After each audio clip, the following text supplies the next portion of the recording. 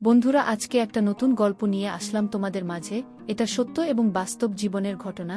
শেষ পর্যন্ত শোনার অনুরোধ রইল। শুনলে তোমার মধু চলে আসবে। দেরি না করে চলো শুরু করা যাক।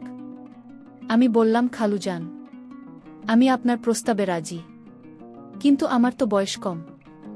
আর তাছাড়া অতীতে আমি কারো সাথে এমন কাজ করিনি। আর আপনি তো আমার চাইতে বয়সে অনেক বড়। আপনি আমার সাথে এসব করলে আমি তো মরে যাব। আমি কিছুতেই সহ্য করতে পারবো না। তারপর খালুজান আমাকে বলল, তুমি কোনো চিন্তা করো না, আমি এমনভাবে কাজ করব তুমি টেরই পাবে না। খাল উজানের মুখ থেকে এমন মিষ্টি কথা শুনে আমি তার সাথে কাজ করতে রাজি হয়ে গেলাম। খালুজান যখন প্রথম আমার নিয়ন্ত্রণ আনার চেষ্টা করল, তখন আমার দু চোখ বন্ধ হয়ে আমার এমন অবস্থা হলো যা শুনলে বন্ধুরা তোমাদের মাথা ঘুরে যাবে। বন্ধুরা, গল্পটি অনেক মজার। আশা করি তোমরা পুরো গল্পটা শুনবে। তবে গল্পটি শুরু করার পূর্বে তোমাদের নিকট আমার বিশেষ অনুরোধ, তোমরা অবশ্যই আমার চ্যানেলটি সাবস্ক্রাইব করে আমাকে সাপোর্ট করবে। হ্যালো বন্ধুরা, কেমন আছো তোমরা? আমি দিলরুবা খান, বয়স 18 বছর। আজকে আমি যে গল্পটা বলব তা হল যখন আমার বয়স 14-15। ছোটবেলা থেকেই আমার অনেক স্বপ্ন ছিল, লেখাপড়া করে অনেক বড় চাকরি করব, মানুষের মতো মানুষ হব। কিন্তু ভাগ্যের কি পরিহাস, আমার বয়স যখন 10 তখন আমার বাবা মারা যান। মা অনেক কষ্টে তখন আমাদের সংসার চালাতেন। আমার এক ভাই, সে আমার ছোট। আমরা 2 বোন, তবে সংসারে আমি সবার বড় মেয়ে। বাবা মারা যাওয়ার পর আমার ফ্যামিলি পড়ে চরম অভাব অনটনে। মা আমাদের মুখে 3 বার খেতে দিতে পারত না। লেখাপড়ায় খুব খারাপ ছিলাম না। বাবা মারা যাওয়ার পর আর বেশি দিন পড়ালেখা করতে পারেনি। অভাবের কারণে পড়ে খুঁজতে হয় আমাকে কাজের সন্ধানে। আমাদের গ্রামের রাবিয়ার মা ঢাকায় থাকে। মায়ের এই কষ্ট দেখে রাবিয়ার মা আমার মাকে পরামর্শ দিল, আমার দেখা অনেক বড় সাহেবের সাথে পরিচয় আছে। তুমি চাইলে আমি তোমার মেয়েকে তাদের বাসায় কাজের ব্যবস্থা করে দিতে পারি। ভালো টাকা বেতন দেবে তারা তোমার মেয়েকে তারা ভালো ভালো খেতে দেবে, ভাল জামাকাপড় দেবে। অভাব অনটনের সংসার আর কত কষ্ট করব। তাই ভেবে মা রাবেয়ার মায়ের প্রস্তাবে সম্মতি দিল।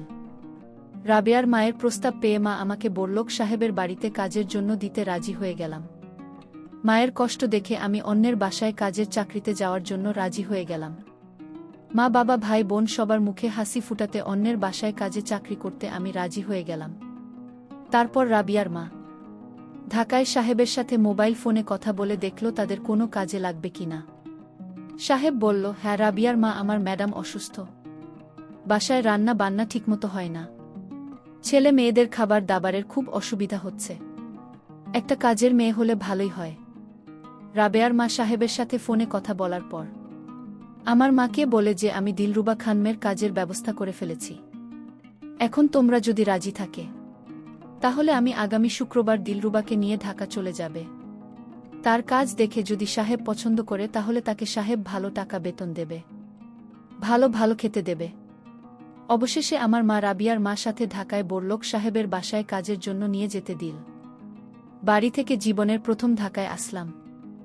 বাড়ির মানুষের স্মৃতি, মা বাবা স্মৃতির কথা স্মরণ করে গাড়িতে বসে অনেক কান্না করলাম। অবশেষে রাবিয়ার মা আমার ঢাকায় একটি বড় বিল্ডিং এর 6 তলায় আমাকে নিয়ে এল সাহেবের বাসায়। রাবিয়ার মা সাহেবকে আমায় দেখে বলল, হ্যালো বাবু, এই দেখুন আপনার বাসায় কাজের মেয়ে নিয়ে এসেছি। মেয়েটি বেশ চঞ্চল, রান্না বান্না থেকে শুরু করে থালা বাসন মাজা সব কাজ পারে। তারপর হ্যালো বাবু আমার দিকে চেয়ে আমাকে খুব ভালো করে দেখল। হ্যালো বাবু, লোকটা অনেক সুন্দর, হ্যান্ডসাম। প্রথম দিনের আমার দিকে কেমন করে যেন চেয়ে রইলেন। তার চাচা দেখে মনে হচ্ছিল অন্য কিছু মতলব আছে লোকটা। আমাকে জিজ্ঞেস করল, কি নাম তোমার? আমি বললাম, স্যার, আমার নাম দিলরুবা। তারপর সাহেব আমাকে বলল, বাহ বাহ, বেশ সুন্দর নাম তোমার। তা তুমি কি পারো?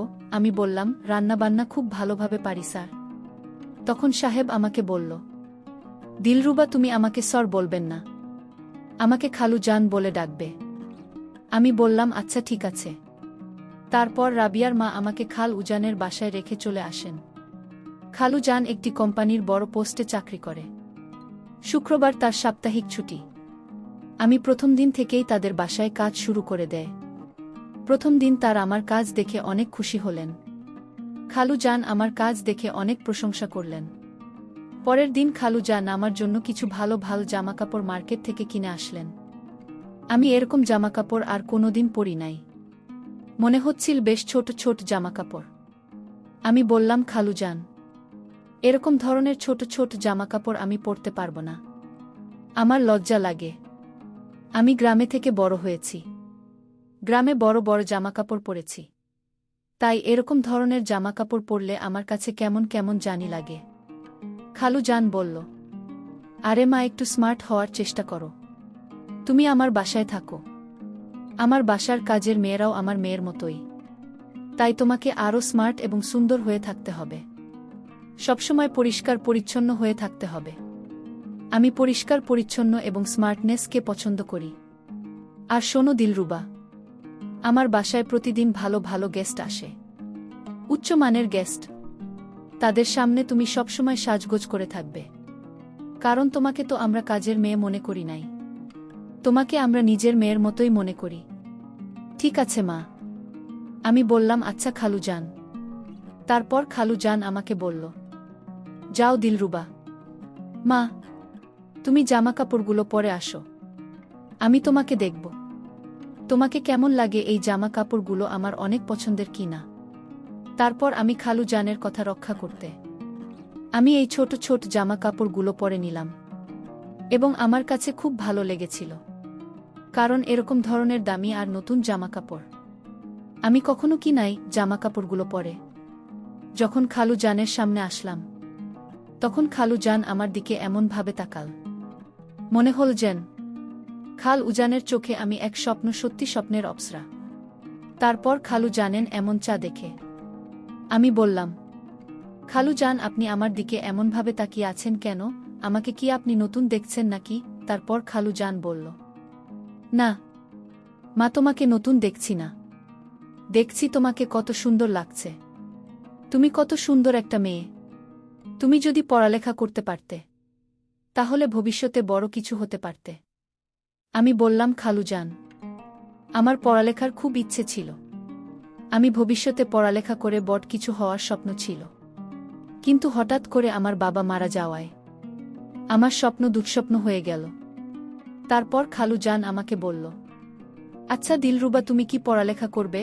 আমি যদি তোমাকে স্কুলে ভর্তি করে দিই, আমার ভাষা টুকিটাকি কাজ যেগুলো করবে, আর বাকি অবসর সময় পড়ালেখা করবে, পারবে তো সব কিছু সামলাতে?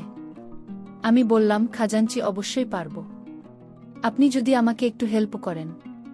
প্রথম প্রথম খাল উজানকে তো ভালোই মনে হলো। কিছুক্ষণ ভেবে আমি আরও বললাম, খালু জান, পড়ালেখা করলে তো অনেক টাকা লাগবে। আমি এত টাকা পাব কোথায়? খালু জান বল, দিলরুবা, তুমি টাকার চিন্তা করো না। আমি তোমাকে সব কিছু দিব। তুমি শুধু আমাকে একটু একটু বলেই। খালু জান থেমে গেলাম।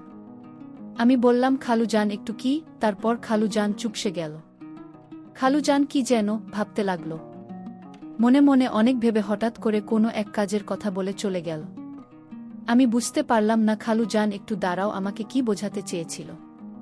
সেই রাতে আমি যখন আমার রুমে ঘুমিয়েছিলাম, আজ ঘুমের মধ্যে হঠাৎ আমি অনুভব করি রাতের অন্ধকারে কেউ আমার রুমে প্রবেশ করে আমার সাথে কিছু একটা করার চেষ্টা করছে।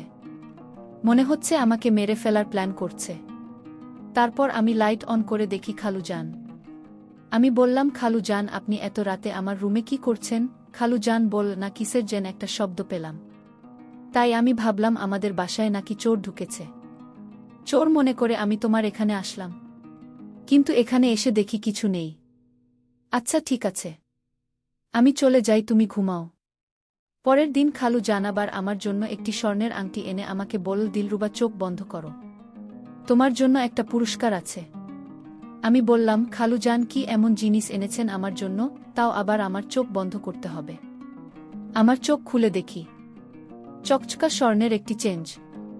আমি স্বর্ণের চেইনটি দেখে অনেক আনন্দে নাচতে শুরু করলাম। আর খালু জান আমার নাচার দৃশ্য খুব ভালোভাবে দেখতে লাগলেন। দেখতে দেখতে এভাবে কেটে গেল একটি মাস। তারপর খালু জান আমাকে একটি স্কুলে ভর্তি করে দিল। আমি যদিও ক্লাস করতে পারতাম না, কারণ ক্লাস করলে বাসায় কাজ করবে কে, খালু জান বলল। পরীক্ষার সময় পরীক্ষা দেবে, আর বাসায় মনোযোগ দিয়ে পড়াশোনা করবে। এইভাবে চলতে লাগল আমার জীবন। হঠাৎ রাত 1-2টার সময় খালু জান আমাকে তার রুমে ডেকে নিয়ে বলল, দিলরুবা, তোমার সাথে আমার কিছু কথা ছিল, খুবই গুরুত্বপূর্ণ কথা। এখন কথাটা যে কিভাবে আমি বলবো তা আমি বুঝতে পারছি না। জানি না এই কথাটা বলার পর তুমি আমাকে কেমন ভাবে। আমি বললাম, খালু জান, আপনি নিঃসন্দেহে বলেন, আমি আপনার সকল কথা রাখার চেষ্টা করব। আমি কথা দিলাম আমি আপনাকে কখনো ভুল বুঝবেন না, কখনো অসম্মান করব না। আপনার কথা শতভাগ রাখার চেষ্টা করব, কারণ আপনি আমার জন্য অনেক কিছু করেছেন। যেখানে আমি দুমুঠো খেতে পেতাম না, ভালো কাপড় চোপড় পেতাম না, সেখানে আপনার জন্য আজকে আমার এই রাজকীয় অবস্থান। আর তাছাড়াও আপনি আমাকে আপনার মেয়ের মতোই ভালোবাসেন। আপনার প্রতি আমি কৃতজ্ঞ। খাবার দাবার, কাপড় চোপড়, গহনা, আরাম আয়েশের কোনো অভাব নেই। আপনার কোনো কথা আমি কিভাবে না রাখতে পারি। তারপর খালু জান আমাকে বলল, দেখো দিলরুবা, তোমার খালা আজ 10 বছর ধরে এভাবে অসুস্থ হয়ে পড়ে আছে। না পারি তার সাথে 2টা মনের কথা বলতে, না পারি তার সাথে মনের খোরাক মেটাতে। খুব অসহ্য যন্ত্রণার মধ্যে আমার জীবন অতিবাহিত হচ্ছে। ছেলে মেয়ে সবাই পড়ালেখা করছে, কিন্তু কেউই আমার মনের অবস্থা বুঝে না। আর যে বুঝবে সে তো অসুস্থ হয়ে পঙ্গু হয়ে পড়ে আছে। 10 বছর আগে একটি রোড অ্যাক্সিডেন্টে তার পা 2টা ভেঙে যায় এবং সে কথা বলার বাকশক্তি হারিয়ে ফেলে। তার সাথে তো আমার কোনো কিছু হয় না। মাথাটা সবসময় জ্যাম হয়ে থাকে, মাথার মধ্যে সব সময় চিন চিন ব্যথা অনুভব করি। আমি জানি সেটা কিসের ব্যথা, কিন্তু কাউকে বলার মতো আমার দুঃসাহস হয়নি। তোমাকে যে কিভাবে কথা বলতে আমার যদিও আনিজি ফিল করছি, তারপরেও আমি না বলে পারছি না। তোমার রূপ, তোমার সৌন্দর্য, তোমার মুখ, তোমার মায়ের, সত্যি আমি হারিয়ে গেছি। আমি তোমাকে চাই দিলরুবা, তোমাকে আপন করে পেতে চাই। আমি জানি না কখন কিভাবে তোমার মধ্যে হারিয়ে গেছি। দিলরুবা, আমি তোমার কাছ থেকে সেই জিনিসটা চাই যা পেলে আমি একটু একটু করে মানসিক যন্ত্রণা থেকে মুক্ত হতে পারব। তোমার কাছ থেকে একটু ভিন্ন কিছু চাই, একটু ভিন্ন কিছু চাই। তুমি যদি আমাকে একটু দয়া করো, বিনিময়ের জন্য তুমি আমার কাছে যা চাও আমি তাই দিব। সাহেবের মুখ থেকে এমন কথা শুনে আমি হতবাক হয়ে গেলাম আর বললাম, খালু জান, আপনি যা চেয়েছেন তা কিভাবে সম্ভব? আমি তো আপনার তুলনায় অনেক ছোট একটা মেয়ে, আপনার মেয়ের মতোই। তারপরেও আপনার যদি ইচ্ছা হয় তাহলে আমার কোনো আপত্তি নেই, কারণ আমি আপনার কাছে কৃতজ্ঞ। আমার কথা শুনে খালু জান আমাকে বলল, মেয়ের মতো? কিন্তু মেয়ে তো নয়। আর তোমার সাথে আমার এইসব যায়, শুধুমাত্র বয়সের একটু ব্যবধান। প্লিজ দিলরুবা, আমাকে আমার মানসিক যন্ত্রণা থেকে একটু মুক্তি দাও। তারপর আমি মনে মনে ভাবতে লাগলাম, আমার এই রাজকীয় জীবন, আরাম আয়েশ, কাপড় চোপড়, থাকা খাওয়া, গহনা, রাজকীয় চলাফেরা, সব কিছুতেই এখন আমি খুব শান্তিতে আছি। কারণ অভাব কি জিনিসটা আমি হারে হারে টের পেয়ে এসেছি বাবার মৃত্যুর পর। তাই মনে মনে ভাবতে লাগলাম, যদি খাল উজানের প্রস্তাবে আমি রাজি না হই, তাহলে তো আমার সবকিছু বন্ধ হয়ে যাবে। আবার আমাকে কষ্ট করতে হবে, না খেয়ে থাকতে হবে। তার চেয়ে বরং আমি রাজি হয়ে যাই। এসব কিছু ভেবেই আমি খালু জান এর সাথে তার মানসিক যন্ত্রণা নিবারণের জন্য কাজ করতে রাজি হয়ে গেলাম। আমি বললাম, খালু জান, আমি আপনার প্রস্তাবে রাজি, কিন্তু আমার তো বয়স কম। আর তাছাড়া অতীতে আমি কারো সাথে এমন কাজ করিনি। আর আপনি তো আমার চাইতে বয়সে অনেক বড়। আপনার আমার সাথে এসব করলে আমি তো মরে যাব। আমি কিছুতেই সহ্য করতে পারব না। তারপর খালু জান আমাকে বলল, তুমি কোনো চিন্তা করো না, আমি এমনভাবে কাজ করব তুমি টের পাবে না। খালু জনের মুখ থেকে এমন মিষ্টি কথা শুনে আমি তার সাথে কাজ করতে রাজি হয়ে গেলাম। খালু জান যখন প্রথম আমার উপর নিয়ন্ত্রণ আনার চেষ্টা করল, তখন আমার 2 চোখ বন্ধ হয়ে গেল। আমি খুব কাঁদতে শুরু করলাম আর খালু জনকে বললাম একটু সহনশীল হওয়ার জন্য। খালু জান আমার কাকুতি মিনতি শুনে 2 মিনিটের জন্য সহনশীল হয়, তারপর আবার পাগলের মতো আচরণ শুরু করে। আমি তখন প্রায় অজ্ঞান হয়ে যাওয়ার মতো অবস্থা হলো এবং এক পর্যায়ে প্রথম দিন শেষের দিকে আমি অজ্ঞান হয়ে গিয়েছিলাম।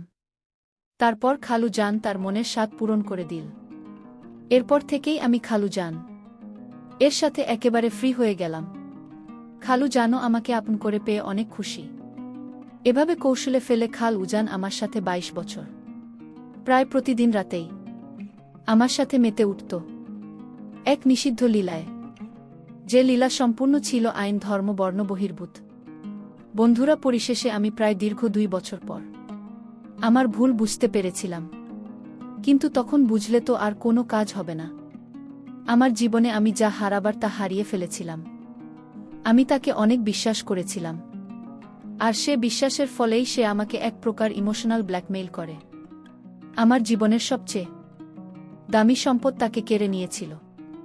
তারপর বন্ধুরা, ওইখান থেকে আমি একেবারেই কাজ ছেড়ে চলে আসলাম। অতীতের কথা চিন্তা হলে আমার মনে খুব কষ্ট হয়, খুব। অতীতের সেই বেদনাদায়ক দৃশ্যগুলো আমাকে খুব পীড়া দেয়। প্রিয় বন্ধুরা, পরিশেষে তোমাদেরকে আমি একটি কথাই বলবো। তোমাদের চলার পথে তোমাদের অনেক লোকের সাথে বিভিন্ন ধরনের সম্পর্ক হতে পারে, কিন্তু কাউকে তোমরা মন থেকে বিশ্বাস করে তাদের মিষ্টি মিষ্টি কথায় এমন কিছু দিও না যার জন্য তোমাদের সারাটি জীবন অনুশোচনা করতে হয়। আর সবাইকে অন্ধের মতো বিশ্বাস করা ঠিক না। আর যদিও তোমরা বিশ্বাস করে থাকো, তাহলে তোমাদেরকে সারা জীবনের মাসুল দিতে হবে।